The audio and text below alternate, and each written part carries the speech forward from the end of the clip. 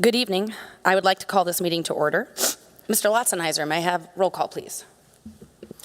President Wade, let the record show that all members of the board are present tonight. Thank you. Please join me in a moment of silence, followed by the Pledge of Allegiance.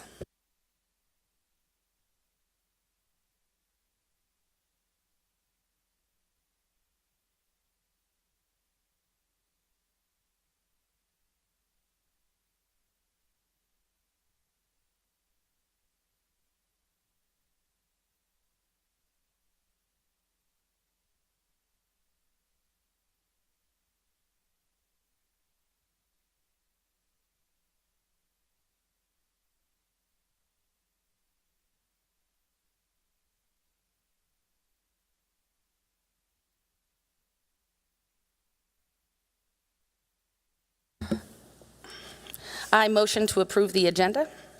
Second. That would be Ms. Van Hook seconding, if I could write. All those in favor? Aye. Aye. Motion carries. 0. Next up, this brings us to Mr. Lotzenheiser. President Wade, members of the board, pretty small superintendent's update as we are just getting started, and I'm enjoying day 5 in my new role as the superintendent.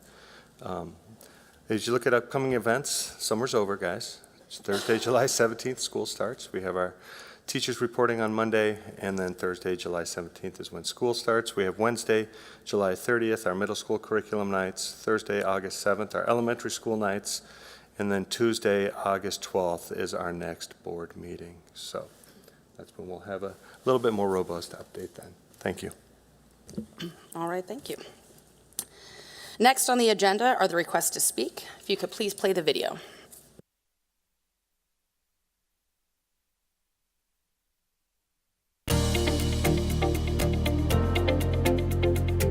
We value input from our constituents.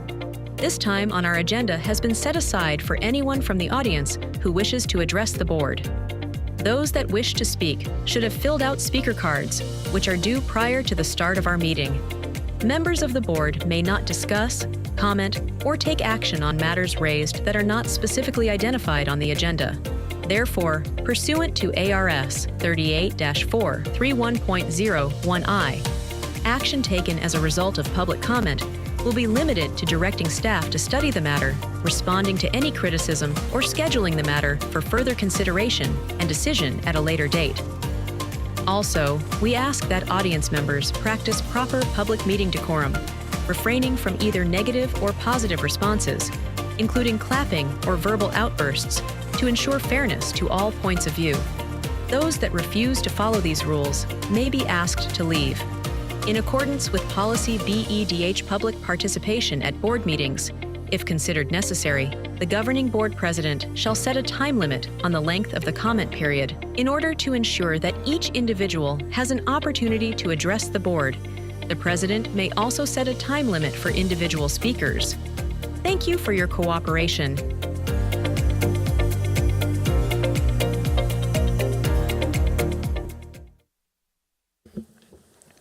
First up, we have Mary Ann.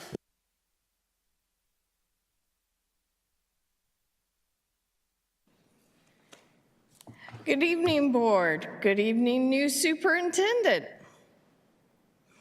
Superintendent, I have a question. As a new employee of our district, why do you think your influence on the board do you think you have by sitting up at the dais? It is by our school district culture that you sit down with the rest of the department heads, because the board is the voice of the people, the legislative branch of our district, and you are executive. It would be like, I don't know, the governor walking into the legislative branches and deciding that she should also be right there with all of the regular legislatures instead of with her department heads. You're relatively new. You do have power, but at this point in time, you have not earned the privilege of the influence you're trying to push. It takes time for that. Thank you.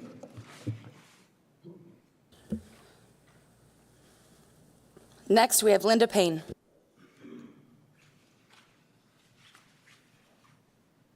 I am addressing this, members of the board, I'm sorry. I'm addressing the same issue. I think that the board up there is for elected officials and the superintendent should be down here with the rest of the people that are running the school district. I don't know why or who gave him permission to be up there, but I know it's becoming more common in a lot of them, but I know on the Paradise Valley board, they just told him he needed to get down, and I'm hoping that that's what's going to happen now. If not, I think the community is going to come up in arms. I just barely found out about this yesterday, or I would have had a lot more people here. A lot of them are out of town. But the ones I have talked to are very, very against you doing this. I thought you're a brand new superintendent. I don't know who gave you permission to get up there, number one. And I could have been the president of the board. I have no idea, but I think maybe all the board members should have a say in it. And I just feel like this school district is going downhill. Most of my grandkids are leaving the school district. A lot of my friends have already left the school district. We are really becoming a less desired school district, and then this just is adding on to it. Because, and I don't even know if it's in the state law. I'm going to look that up. I didn't have time to do that first, but I don't even know why you're up there tonight without even having voted on it. So, and I'm not trying to be mean to you, but I would think if you want to get along with the school district as a whole, that it would be nice for you to maybe start down here, and then if the school district gave permission for you to go up there, then that's one thing. But I'm so completely against you being there. And I feel like this whole school board, you don't listen to the community. I mean, we voted on the clothing thing last year. We had so many people write in and come in and talk about it, and you guys, you just do whatever you want. You don't care about the community. All you care about is what you want. And I think that it has really, really hurt our community. And I think that in the end, it's going to come down and it's going to bite you guys in the foot, because of the fact that you're going to have lots of kids and students leaving this community. Already we're having so many empty classrooms, and other people are moving in, but they're finding out about the charter schools, and quite frankly, that's where they're going. They have the choice to go, and that's where they're going, because they are not happy with what is happening here in this school district. It's really, really bad right now. I hope you'll look at this and decide that maybe he needs to come down and sit with the other members of the school. He's not even an elected official. Up there is for elected officials. So why is he up there? I don't understand. Anyway, that's all I have to say.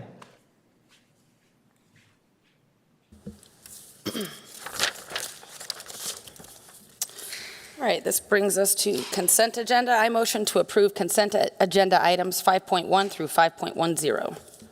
Second. I'm going to give that to Ms. Schultz. All those in favor? Aye. Aye. Carries.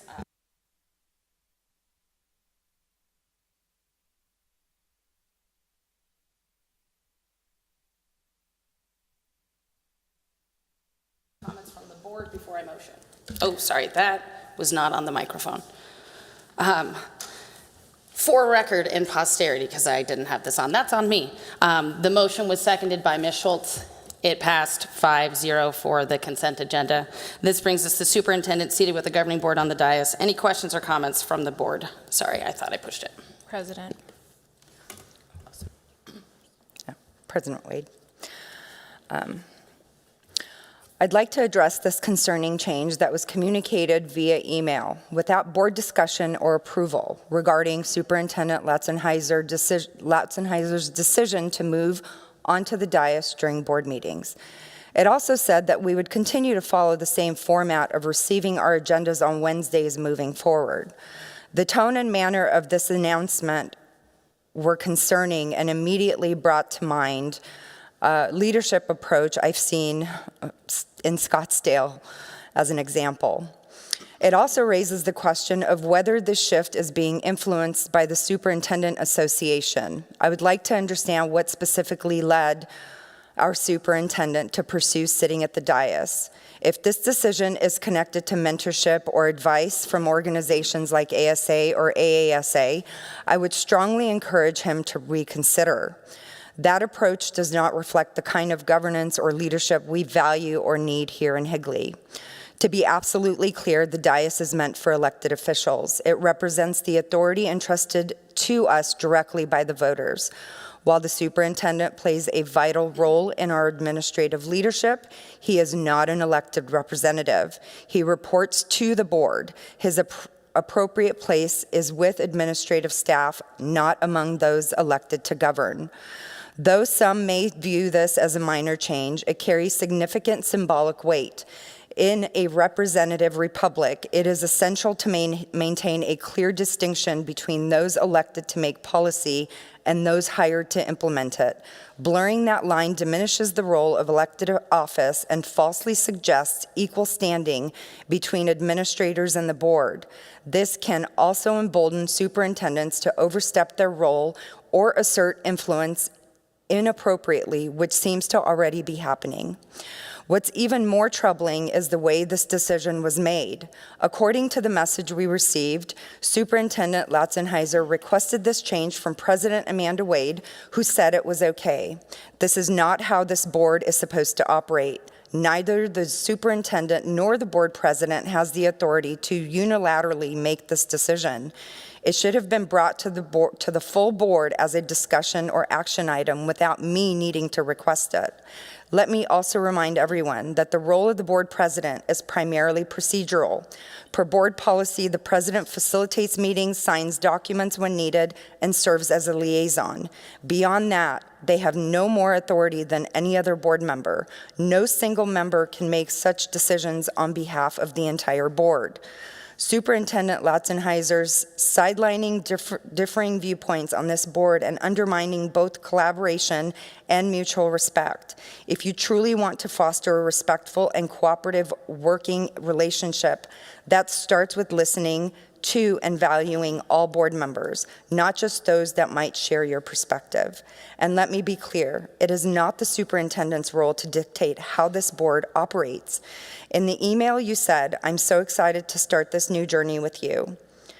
I'm proud of this district, and I know we have great things in store to support our students, teachers, and community." If you truly meant that, then show it by respecting the governing process, the separation of roles, and the voices of every member on this board. Former State Superintendent Diane Douglas recently addressed this very issue in an article in reference to Peoria's decision to remove their superintendent from the dais. She said, "I don't know when district superintendents began inviting themselves up to the seat on the dais among the elected officials of the district, or why they think so little of elected officials and the office they hold to deem it appropriate. Or quite frankly, why board members think so little of the office they hold to allow superintendents to even nominally abase the office in such manner. I couldn't agree more. For all these reasons, I cannot and will not support Superintendent Latzenheiser moving to the dais. It is not only disrespectful to the board and our community, it also undermines the very structure of our representative system and disrespects the role of the rest of the administration who continue to sit appropriately off the dais. And just because it is done elsewhere doesn't mean it's right for Higley. We should lead with principle, not follow trends. Thank you. Something to say, Mr. Herman? You had your mic. President, members of the board, I would like to briefly address the topic of the superintendent sitting on the dais during our board meetings. While I absolutely support a strong working relationship between the governing board and the superintendent, I believe it's important to consider both the purpose of the dais and the precedent set by the district's history.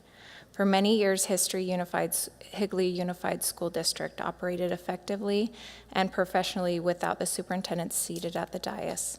The superintendent's role is to serve as the executive administrator of the district. reporting to the board, implementing policy, and ensuring the day-to-day operations of the school run smoothly.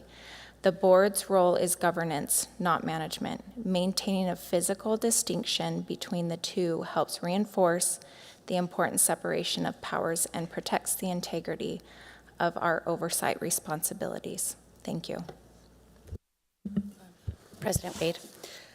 First, I just want to say that, correct me if I'm wrong, Mr. Glover, but the superintendent set up here until COVID, correct? And then it was only during COVID that he went down? No, What is Dr. that? Thomason, at some point before COVID, requested of the board if he could sit down there so he could see. For him, it was a better way for him to lead, to be able to see our faces and expressions, and he felt it was a better back and forth. That happened before COVID, not as a result of COVID. And then Dr. Foley continued that and never changed it. But Okay. But for also- many years, then the superintendent Yeah, did this is sit not upstairs. unprecedented. No, it's not a new thing. And I have a different perspective that I think by sitting together, this promotes transparency and accountability. When the superintendent sits with the board, it signals a strong partnership and open communication between leadership and governance. It allows the public to see who is responsible for implementing the board's visions and policies in real time.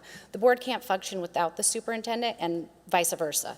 It encourages collaboration. Sitting together reflects a united front and encourages productive dialogue between the superintendent and the board members during the meeting, as many other districts do in our community. It demonstrates leadership alignment. Having the superintendent on the dais emphasizes their role as the district's chief executive. It shows that the administrative and the policy-making branches of the district are aligned in mission and direction. It helps boost public confidence by seeing that we work together as a trusted leadership team. And this supports also board governance best practices, as many districts currently do this, because it strengthens strategic decision-making and underscores the superintendent's accountability to the board and community.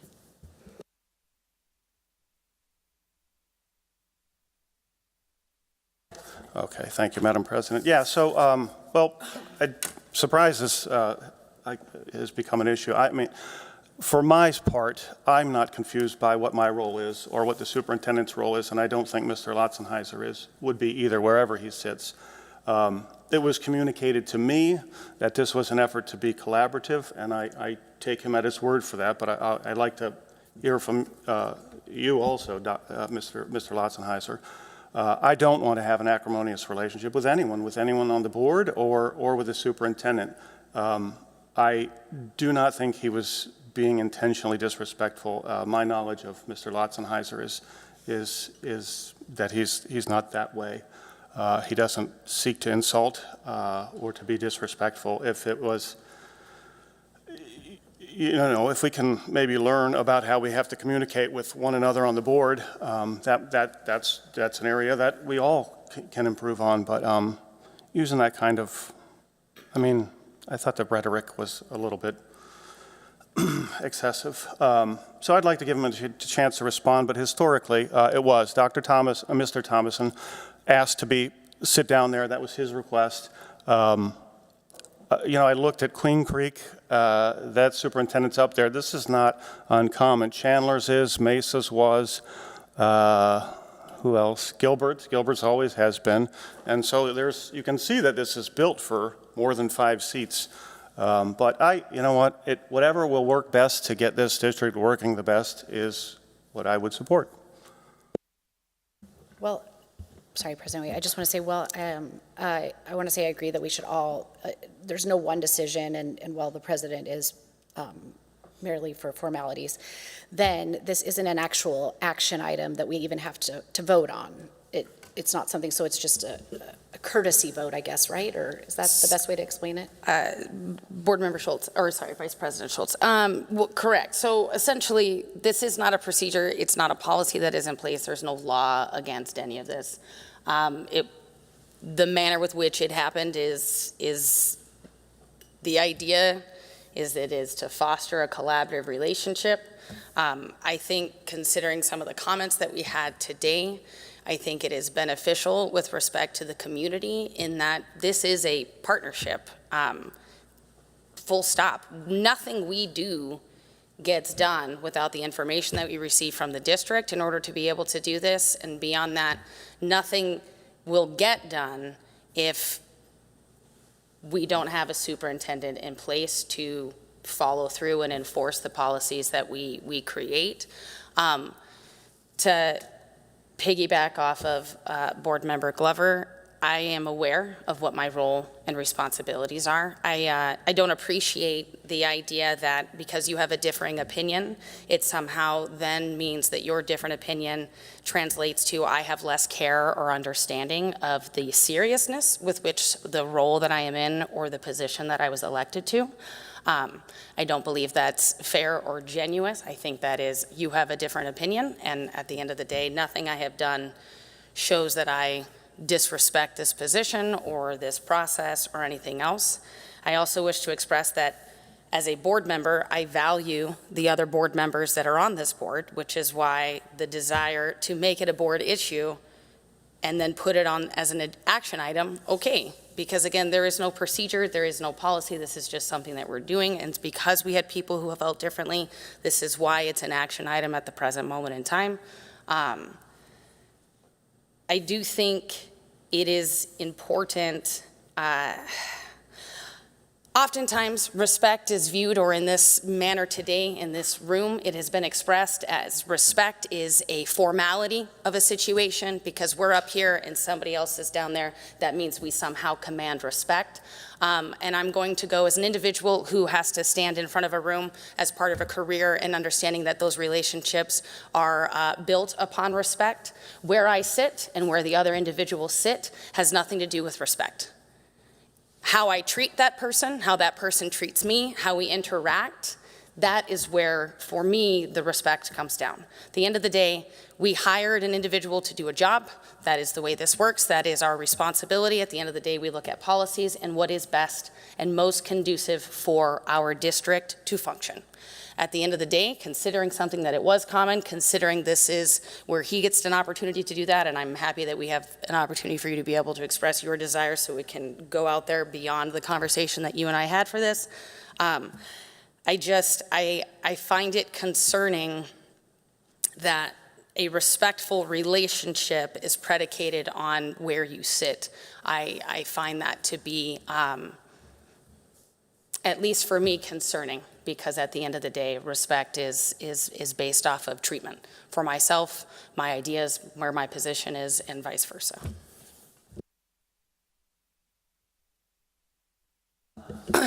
Ma'am, if I would appreciate at the present moment in time that this is not the opportunity for that. We do have a board meeting August 12th. However, you're more than welcome to come back for public comments or email, those types of things. Go ahead, Mr. Lotzenheiser, I'm sorry. President Wade, members of the board.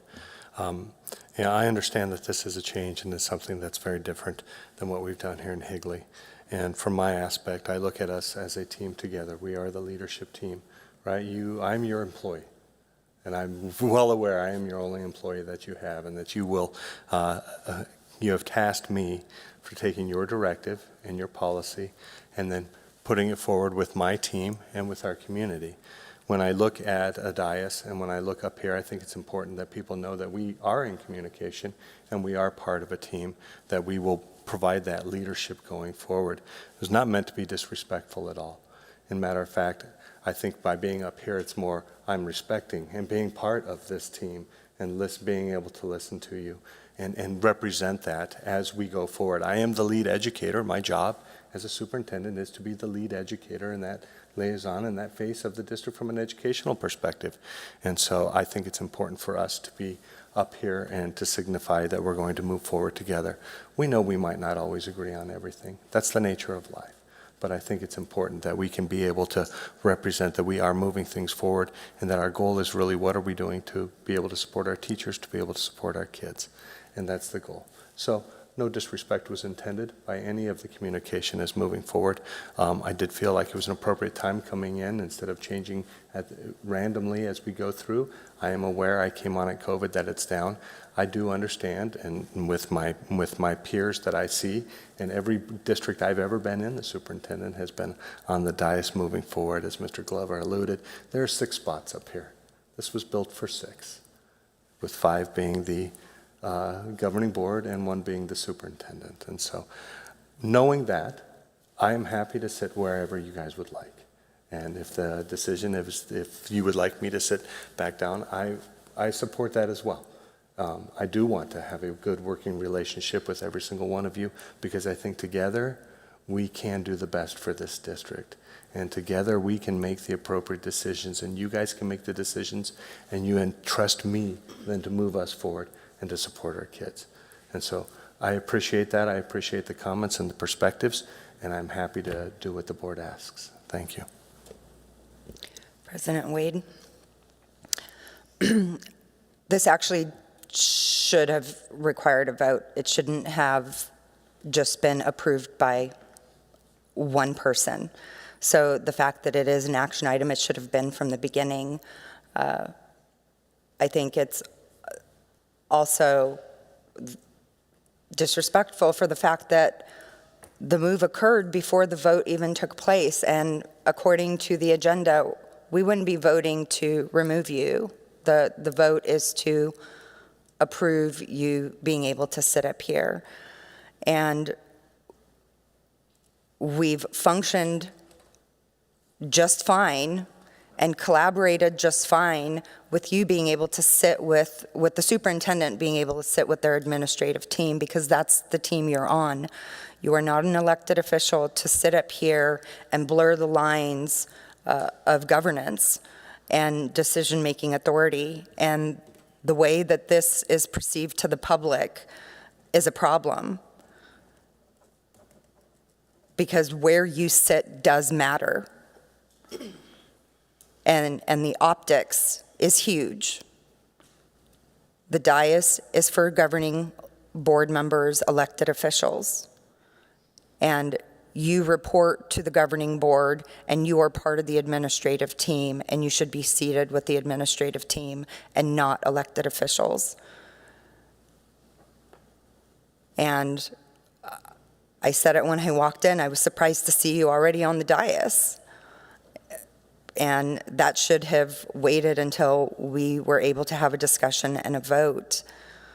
And if you truly want to be collaborative with the entire governing board, then those things should happen without just one board member giving you authority to do something. All board members should be able to have a say. And another thing I mentioned was by you saying, our board members will run this, the same way. You'll get the agendas on Wednesdays. The fact that that was even mentioned, that's not up to the superintendent. That would be up to the board to decide how our meetings are ran. And I would assume that you are new to this and you're learning. But again, based on where this information is coming from and what prompted you to do this, I'd like to know that as well. But this is not something I can support, because it does blur the lines of what is expected from us and what's expected of you.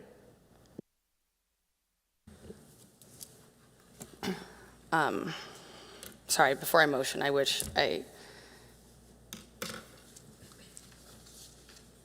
something concerning, again, that I wish, we are on the same team. I don't know how else to express that. It's concerning to me that you would make a statement that suggests otherwise. That is literally the scope of our position, is to work as a team to best serve this district. Because again, that cannot happen without both bodies present. Nothing can happen without both bodies present.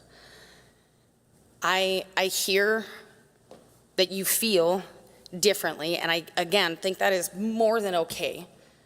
I also think it is okay that as a superintendent who is coming in to make a decision, again, a decision that is not, in fact, new to Higley, maybe new in the last 7 or 8 years, but is not new to Higley as a whole. That also matters.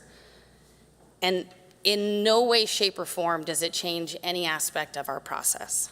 I also, again, I agree with you that if it's something that matters to you, out of respect, I go, then yes, let's make it an action item. Because again, there is no policy or procedure for this.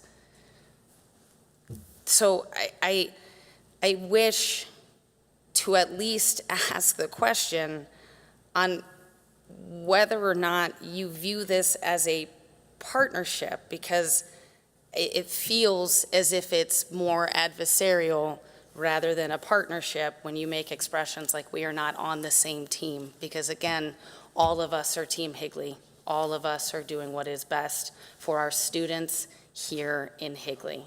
And at the end of the day, this does not change any aspect of what our authority is, what our job description is, or any of that. If somebody else desires to communicate now that I have said more, that's totally fine. Otherwise, I can motion. Go ahead, ma'am. Go ahead, Ms. Van Hook.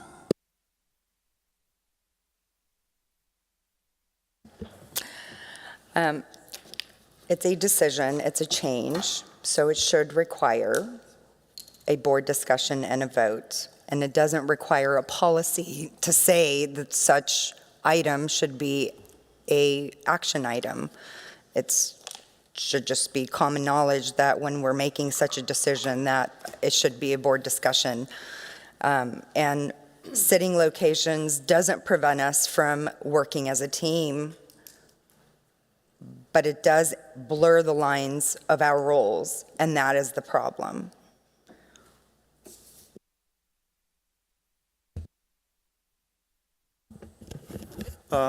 I don't, maybe,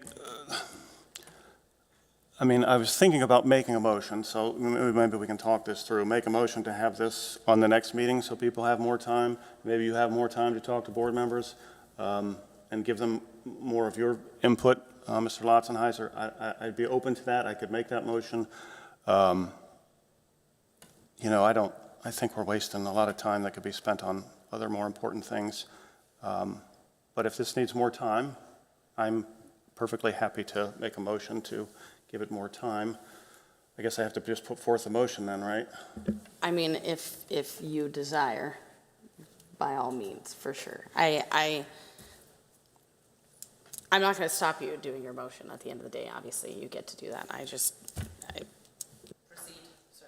All right, well then I'll make a motion to move, I don't know if this is the right wording, to move this action item to the next meeting, to give motion to table until the next meeting. Do I need to explain to give more time to? No, okay. I mean, I think that's fine. We just do this at this point. I second your motion. So we have a motion to table this item until the next board meeting. All those in favor of the motion to table? Aye. Aye. Aye. Nay. I'm a nay as well in that I feel like this is enough time, but that's totally fine. That motion to table carries 3-2. This brings us to action item 6.2. Approve personnel action items. Do we have any comments or questions from the board before I motion? President Wade. I asked for this item to be pulled due to the waiving of liquidated damages for one employee. The staff member agreed to their contract terms, and waiving the liquidated damages weakens the enforceability of future agreements. Board Member Van Hook, the action item is not about waiving of liquidated damages, though. It's about the hiring and firing. So the personnel action item is not the waiving of the liquidated damages. That's not the agenda item. That was part of... I understand in that is your, but I'm telling you that is not the action item specifically, has nothing to do with liquidated damages. Okay, I asked this item to be pulled because this one employee was listed on there as somebody who resigned, and their liquidated damages were waived. And so because we no longer get liquidated damages separately, this is my only way to share my concern about this exact situation, is that we no longer have visibility into liquidated damages being waived. They're placed on personnel action items, and the only way to share my concern is to have this pulled and be able to say that this is a problem, which is why that policy is a problem, and I don't agree that we should continue to waive liquidated damages without the board being able to have visibility into it and vote on it separately. So I'm put in a position where I have to vote no on the entire personnel action item instead of just the liquidated damages, and that's a big problem. So yes, it does have something to do with it. To be clear, the personnel action item is an individual who moved. We have historically always waived liquidated damages for moving. Is that not correct, Ms. Johnson? President Wade and Member Van Hook, yes, we have, and that is part of that policy and always has been. Thank you. Okay, go ahead. President Wade, Ms. Johnson, was the move last minute? Yes, it was, and it's relocation out of the state.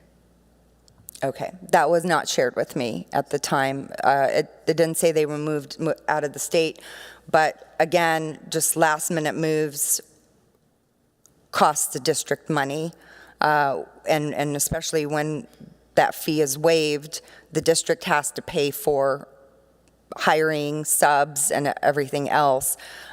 So that's why I have an issue with that. But again, when I asked, it was shared that it was a, I forget what the code was that was It was used. shared as a relocation, and so a relocation means more than 100 miles away from us. Got it. Thank you. You're welcome. I motion that the governing board approve the personnel action items. Second.